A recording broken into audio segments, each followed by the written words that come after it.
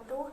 Di sini saya akan menjelaskan tentang latar belakang mengenai pemikiran Al-Quran menurut Asghar Ali Aininer. Di sini Asghar Ali Aininer lahir di Bohra, tepatnya di Sanumba, Rajasthan, India. Lahir pada tanggal 10 bulan Maret 1900 Syekh Qurban Hussein dan Maryam. Selanjutnya, ia menempuh pendidikan formal di India dari sejak sekolah dasar, menengah, hingga ke perguruan tinggi di Universitas Vikram pada tahun 1962. Ia berhasil meraih gelar sarjana teknik sipil. Selain mendapatkan pendidikan formal, ia juga dididik ayahnya sendiri tentang keagamaan. Sebagai seorang pemikir pembaruan, ia mengeluarkan pemikiran di berbagai forum. Dalam konteks pemikiran keislamannya, Asghar Ali lebih memfokuskan dirinya pada pembebasan, pemberian teori dalam pemikiran keagamaan umat Islam. Asghar Ali Aininer menekankan pada rekonstruksi teks Al-Quran dan hadis. Ia memberikan identitas tentang bagaimana pandangan Islam terhadap perempuan. Selanjutnya yaitu ada beberapa landasan dasar dari pemikiran Asghar Ali Aininer. Yang pertama yaitu tentang hubungan akal dan wahyu. Di sini dikatakan akal adalah instrumen bagi manusia. Akal sendiri bisa menjelaskan makna kehidupan dari manusia. Oleh karena itu membutuhkan adanya wahyu. Wahyu di sini sebagai komplemen dalam akal. Menurut Aininer, wahyu dapat melihat tetapi tidaklah merupakan kontradiksi darinya. Selanjutnya yaitu adalah pluralitas keagamaan. Bahwa pluralitas agama sangatlah positif dan sebaliknya. Dan dianggap fanatis keagamaan yang dikatakan dengan klaim kebenaran, yang dengan keyakinan tentu dianggap satu-satunya kebenaran. Yang ketiga itu adalah tentang keberagaman seseorang.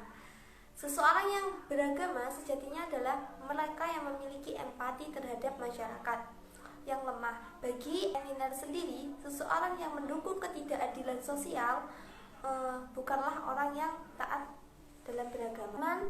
Asghar Ali Aininer dalam memahami Al-Quran secara tidak langsung dipengaruhi oleh latar belakang sosio-kultural yang terjadi di India. Menurutnya, Al-Quran merupakan tuntunan Allah bagi kehidupan manusia.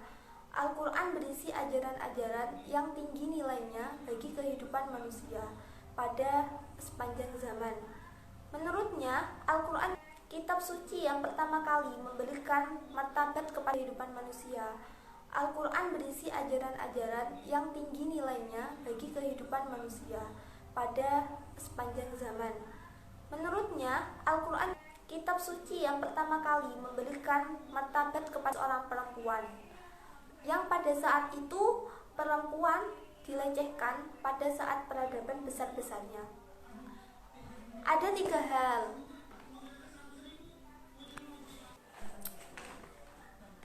hal yang perlu digarisbawahi bahwa Asghar Ali Aininer dalam memahami Al-Quran.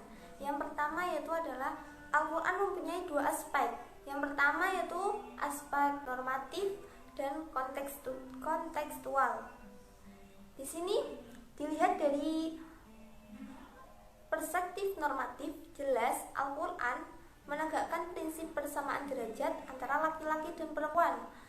Akan tetapi, jika dilihat dari perspektif kontekstual, Al-Quran kadang-kadang menunjukkan laki-laki berada di satu tingkat paling atas dari perempuan, dengan tujuan mengetahui perbedaan antara apa yang diinginkan Allah dan apa yang dibentuk oleh realitas empiris masyarakat itu sendiri.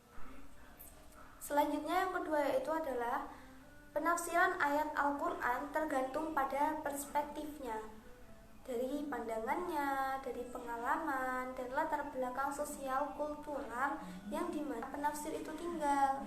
Dan yang ketiga yaitu makna ayat tergantung pada waktu. Oleh karena itu penafsir para pendahulu berbeda dengan penafsir pada sekarang, pada yang mana sekarang itu adalah zaman modern. Dengan demikian, Asghar Ali Engineer menyarankan harus lebih mengedepankan aspek normatif daripada aspek kontekstual. Sekian dari saya, kurang lebihnya mohon maaf. Wassalamualaikum warahmatullahi wabarakatuh.